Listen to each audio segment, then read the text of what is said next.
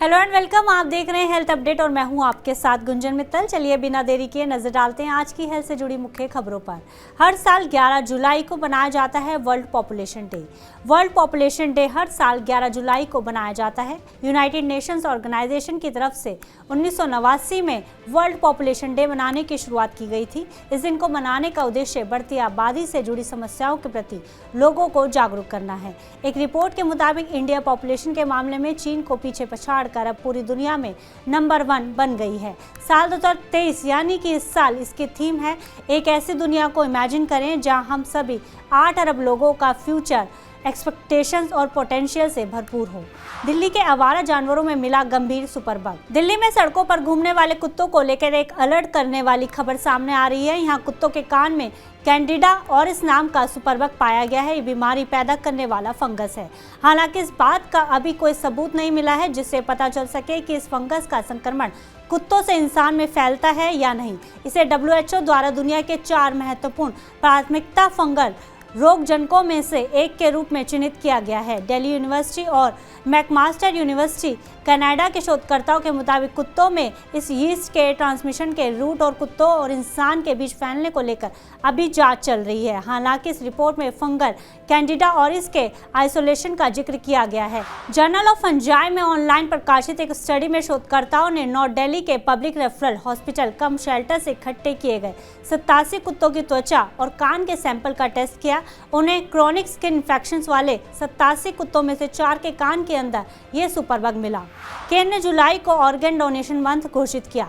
Central health ministry ने जुलाई को organ donation month के रूप में मनाए जाने की घोषणा की है। Central health secretary Rajesh Bhushan ने शुक्रवार को सभी स्टेट हेल्थ डिपार्टमेंट्स को पत्र लिखकर घोषणा की है कि आज़ादी के 75वें साल के उपलक्ष्य में आज़ादी का अमृत महोत्सव की तर्ज पर अंगदान महोत्सव नाम का एक जागरूकता अभियान चलाया जाएगा। जुलाई 1994 में transplantation of human organs act की घोषणा के बाद किए गए पहले डिजीज डोनर ऑर्गन ट्रांसप्लांट की स्मृति में 3 अगस्त को भारतीय अंगदान दिवस के रूप में मनाया जाएगा। ड्रग रेगुलेटर कफ सिरप में फोल्कोडीन के खिलाफ चेतावनी जारी करेगा। इंडिया ड्रग रेगुलेटरी अथॉरिटी जल्द ही देश में खांसी और सर्दी के उपचार में इस्तेमाल होने वाली फोल्कोडीन कंटेनिंग दवाओं के सावधानी पूर्वक इस्तेमाल के बारे में चेतावनी जारी करेगा, क्योंकि ये चिंता जताई जा रही है कि ये जीवन के लिए खतरा पैदा करने वाली एलर्जी प्रतिक्रियाओं को ट्रिगर कर सकते हैं। फोल्कोडीन एक ओपियोइड कफ सब्सटेंट है जो ड्राई कफ के लिए इस्तेमाल किया जाता है। ये खांसी की दवाओं में पाया जाता है। WHO ने पहले ही दुनिया भर के रेगुलेटर्स को फोल्कोडीन के इस्तेमाल को लेकर संभावित खतरों के बारे में चेतावनी देते हुए एक सुरक्षा चेतावनी जारी की थी। इसके बाद कुछ रेगुलेटरी अथॉरिटीज ने पहले से ही अपने बाजारों में फोल्कोडीन कंटेनिंग प्रिस्क्रिप्शंस और ओवर द काउंटर दवाइयों को वापस ले लिया है। Drug regulator subject expert committee ने पिछले महीने हुई एक बैठक में खांसी और सर्दी के उपचार में फोल्कोडीन के इस्तेमाल और इसके जोखिम के मामलों पर विचार विमर्श किया था। नया एयर मॉनिटर लगभग 5 मिनट में कोविड वेरिएंट का पता लगा सकता है। शोधकर्ताओं ने एक एयर मॉनिटर विकसित किया है जिसके बारे में उनका कहना है कि लगभग 5 मिनट में एक कमरे में SARS-CoV-2 वायरस के किसी भी प्रकार का पता लगा सकता है। एरोसोल सैम्पलिंग टेक्नोलॉजी और एक अल्ट्रा सेंसिटिव बायोसेंसिंग टेक्निक को मिलाकर अमेरिका के सेंट लुइस में वाशिंगटन यूनिवर्सिटी के शोधकर्ताओं द्वारा inexpensive proof of concept device विकसित की गई थी। इस डिवाइस का इस्तेमाल अस्पतालों और स्वास्थ्य देखभाल सुविधाओं, स्कूलों और सार्वजनिक स्थानों में SARS-CoV-2 का पता लगाने और इन्फ्लुएंजा और रेस्पिरेटरी वायरस जैसे रेस्पिरेटरी वायरस एरोसोल की संभावित निगरानी के लिए किया जा सकता है। बारिश के कारण पानी हुआ जयपुर का सबसे बड़ा अस्पताल। देश में लगातार बारिश जारी है। वहीं जयपुर में स्थित राजस्थान के सबसे बड़े अस्पताल सवाई मानसिंह हॉस्पिटल में बारिश का पानी घुस गया है। खबर है कि अस्पताल के कई वार्डों में 2-2 फीट तक पानी भर गया है। जिस वार्ड में पानी भरा हुआ है उस वार्ड में करीब 50 से 60 मरीज हमेशा भर्ती रहते हैं। वार्ड में पानी भरने के बाद मरीजों को शिफ्ट किया गया है। वार्ड से पानी को निकालने के लिए अस्पताल प्रशासन को पंप सेट की मदद लेनी पड़ी। जिस बेड पर मरीज का इलाज होता है उसी बेड पर पानी खींचने के लिए पंप सेट को रख पानी को वार्ड से बाहर निकाला गया है। महाराष्ट्र में 40% मलेरिया के मामले सिर्फ मुंबई में मिले।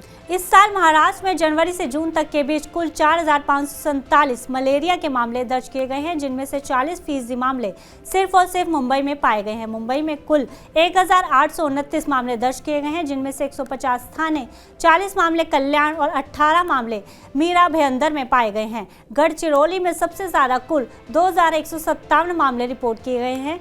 जनवरी से अभी तक भिवंडी समेत नासिक, मालेगांव, धुले, जलगांव, अहमदनगर और पुणे ऐसे शहर हैं जहां कोई भी मलेरिया का मामला दर्ज नहीं किया गया है। सरकार 2030 तक मलेरिया को खत्म करने के लिए प्रयास कर रही है। इन्हीं प्रयासों के चलते पिछले 2 सालों में मलेरिया के मामलों में 20% की कमी आई है। हालांकि इस बार मानसून जल्दी आने से और ज्यादा बारिश होने के चलते मलेरिया के मामलों में बढ़ोतरी देखी जा सकती है। कलकत्ता में हुई पहली रोबोटिक सर्जरी। कलकत्ता के आरजी कर मेडिकल कॉलेज हॉस्पिटल में पहली रोबोटिक नी रिप्लेसमेंट सर्जरी सफलतापूर्वक हुई। 72 वर्षीय वृद्ध की ये नी रिप्लेसमेंट सर्जरी शनिवार को की गई। बंगाल में किसी सरकारी अस्पताल में हुई ये पहली रोबोटिक सर्जरी है। मरीज की हालत स्थिर बताई जा रही है और उसे जल्द ही अस्पताल से छुट्टी दी जा सकती है। हसनाबाद के रंजीत सिंह काफी समय से घुटने की तकलीफ से परेशान थे और आरजी कर मेडिकल कॉलेज हॉस्पिटल में उनका घुटने का इलाज चल रहा था। मेडिकल कॉलेज को जब रोबोटिक सर्जरी की वर्कशॉप चलाने का अवसर मिला तो डॉक्टरों ने डिसाइड किया कि क्यों ना इस अवसर का फायदा उठाया जाए और मरीज का इलाज किया जाए। ऐसे में आरजी कर मेडिकल कॉलेज हॉस्पिटल बंगाल में रोबोटिक सर्जरी करने वाला पहला अस्पताल बन गया है। आज हेल्थ अपडेट में बस इतना ही। आप देश दुनिया की तमाम खबरों के लिए देखते रहिए TV9 भारतवर्ष।